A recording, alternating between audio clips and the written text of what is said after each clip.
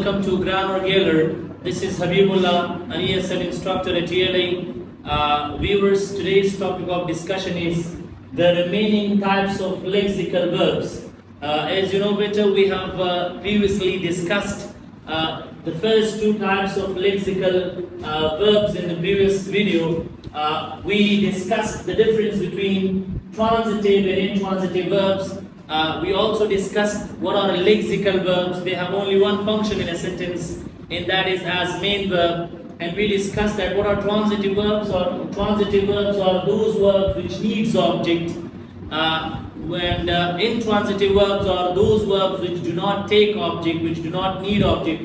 They take complements. We also differentiate between their recognition, that how we can recognize transitive verbs and how we can recognize intransitive verbs. We studied their recognition tools. Like transitive verbs are recognized through the question word what, who, whom. Intransitive verbs can be recognized through the question words where, when, how, why, etc. So we discussed in detail in the previous video about transitive verbs, intransitive verbs, and lexical verbs. In today's video, we'll discuss from the remaining types of lexical verbs. The first one is stative verbs. What are stative verbs? Stative verbs are also called as non-progressive verbs. They cannot be changed to verb ing in English language. They are also called as verbs of perception, or they are also called as sensory verb. Now, stative verbs shows the following things.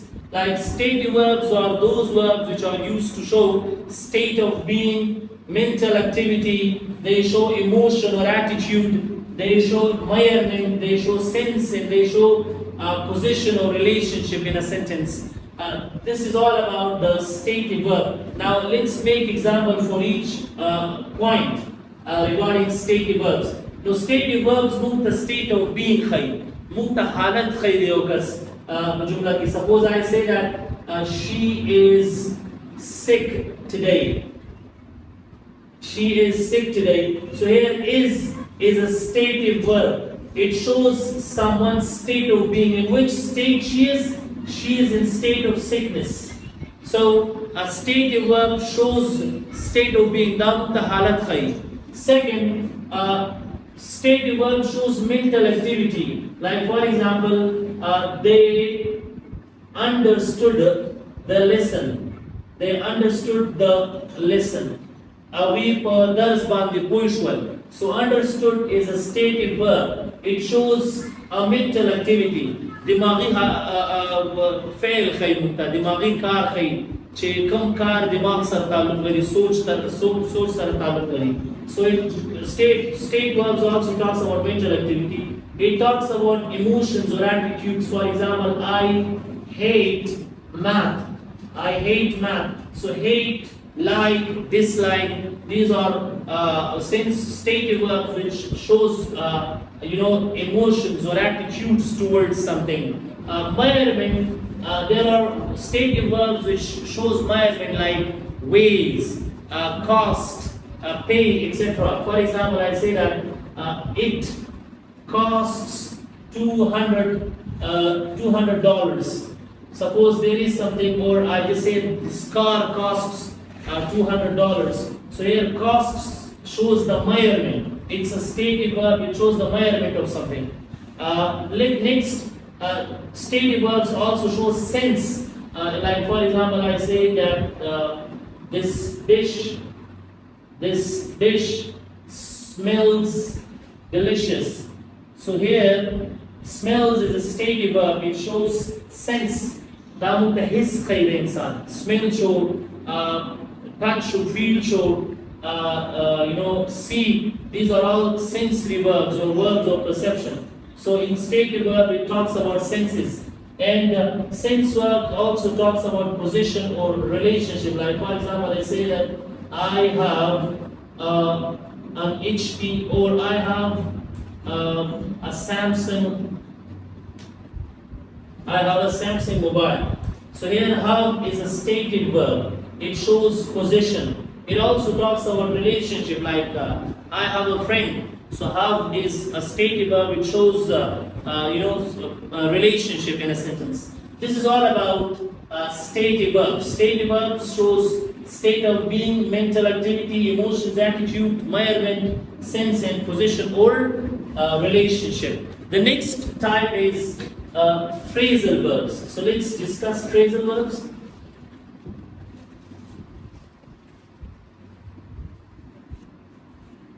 Phrasal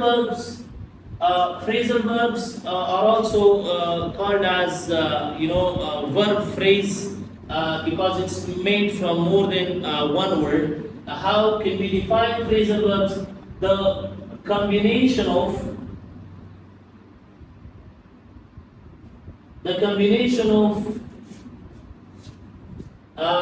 verb plus preposition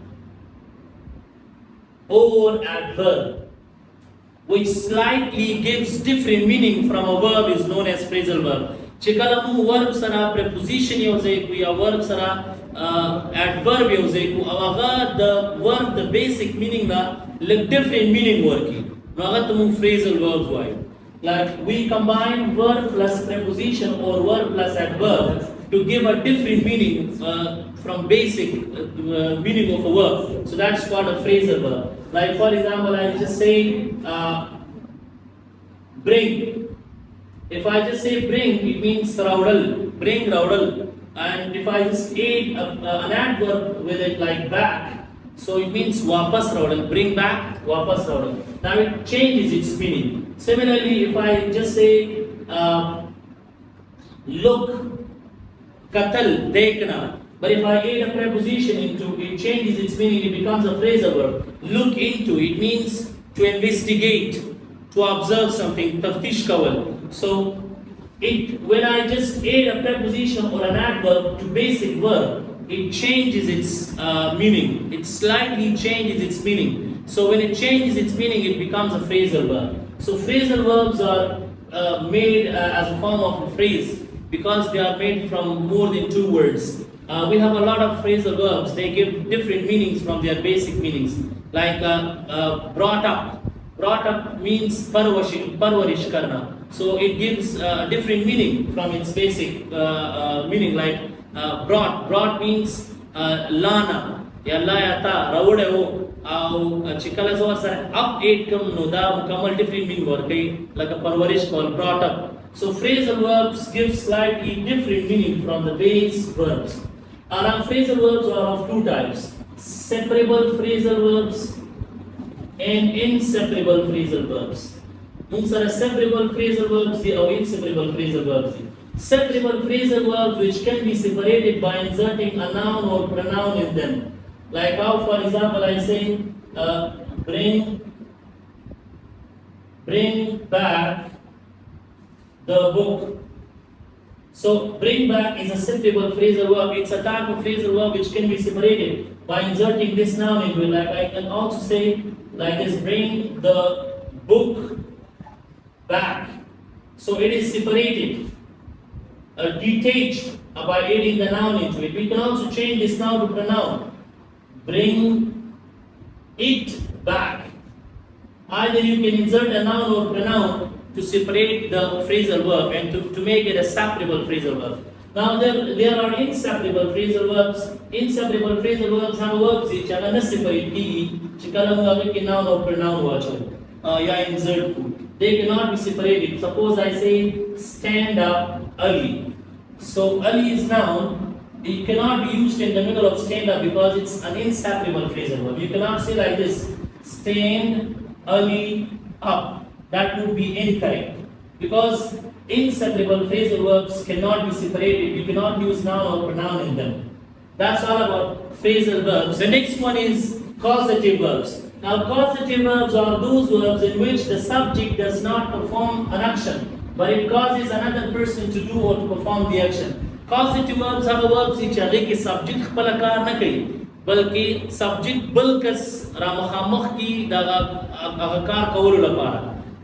The subject itself does not perform the action, rather it causes the object to perform the action. These are some of the causative verbs which have their own specific meanings. Like make is a causative verb it means to compel someone to do something. Force. For example, I made my brother wash the car. Now if you see, the subject does not perform the action, but it causes another person, like the object, to perform washing. No, causative verb have verbs which are like subject पर car न कहीं बल्कि object cause कहीं चीज अगर अक्षरों की, कारों की, verb perform की. Similarly, other causative verbs have their own meanings. Like have means to pay someone or to hire someone to do something. For example, or you can say he has a mechanic fix his car.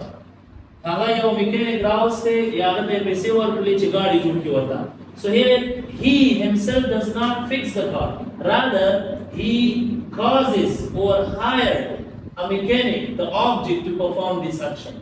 So similarly, all causative verbs are used,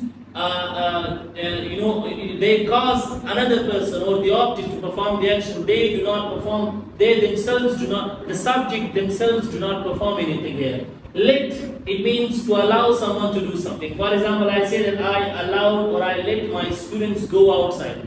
Now who goes outside? The students.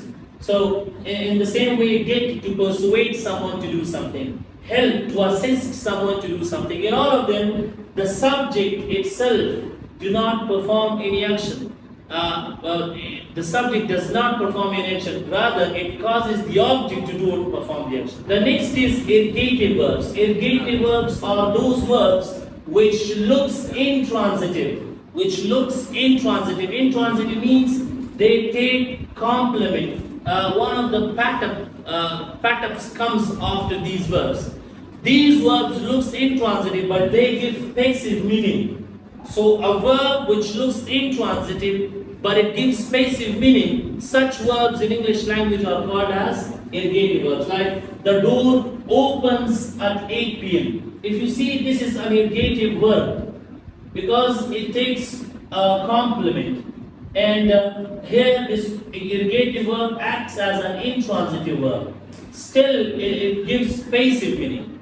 It gives passive meaning. How? Like we can simply say, if I just take the meaning from that, it means the door is opened at 8 p.m. So here we use be plus third form of the verb. If you see, this is a passive construction. So a verb which looks intransitive. An intransitive verb cannot be changed to passive. But still, the verb gives passive meaning. Such verbs are called as ergative verbs. Have verbs shikhkari intransitive for passive meaning. No agatamum ergative verbs. There are many such verbs like starts. Suppose I say the class starts next week. It means the class will be started next week. So here it gives passive meaning. Ergative verbs looks intransitive, but they give passive meaning. Next is cognitive verbs. What are cognitive verbs? Cognitive verbs are those verbs which have similar objects.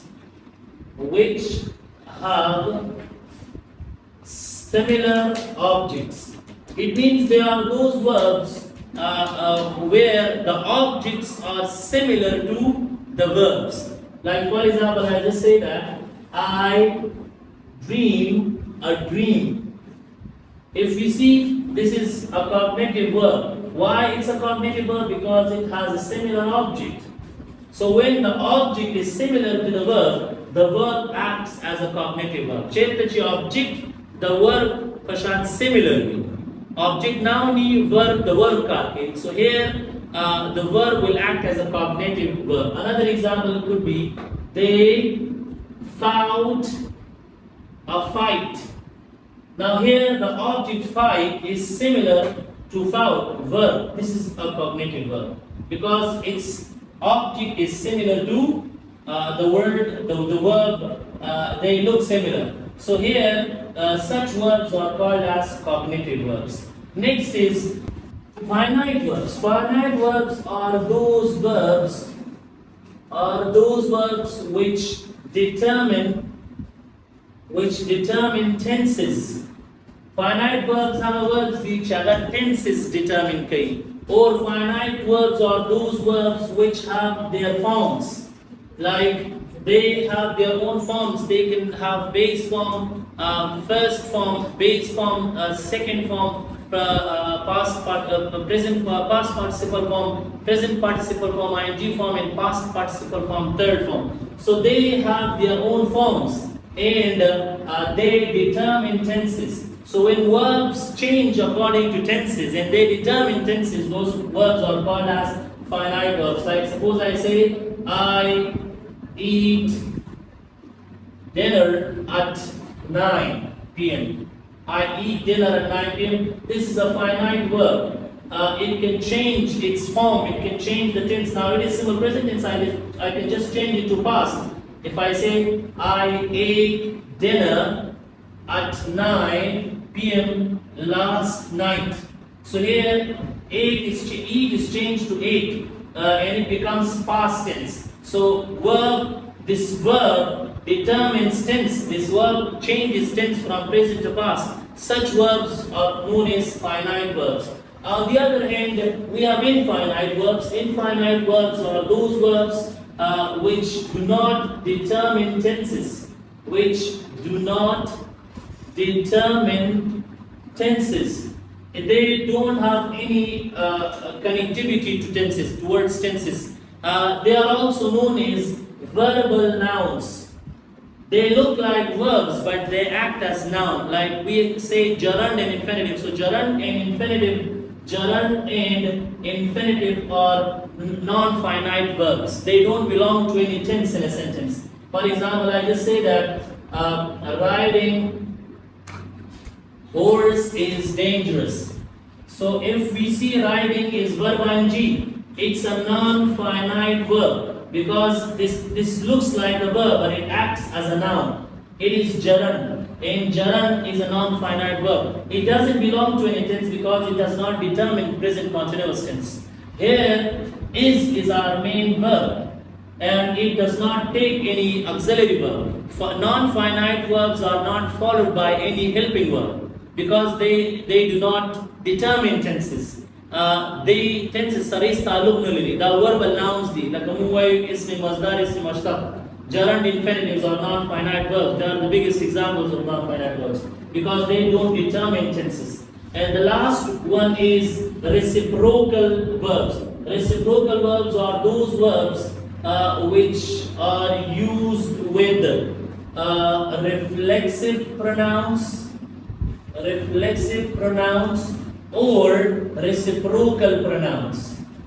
Reciprocal pronouns. So they are either used with reflexive pronouns like myself, yourself, himself, herself, or we use it with reciprocal pronouns, each other, one another, to show mutual relationship between subject and object. So mutual relationship between subject and object in a sentence. So when we use reciprocal verbs, they are used with either reflexive pronouns or reciprocal pronouns to show mutual relationship between subject and object. For example, they talked to one another. Talk to one another. So here talk is a reciprocal verb. Here the subject and object are connected to each other. There is a mutual relationship between subject and object because of this reciprocal verb. And this object is a reciprocal pronoun. So when the word is followed by a reciprocal pronoun, the verb is considered as a reciprocal verb. Another example could be that I wrote a letter myself. Here the subject and object are similar. So the verb write acts as a reciprocal verb. This is all for today, viewers. I wish you all best of luck. Thanks for watching and stay tuned for further videos.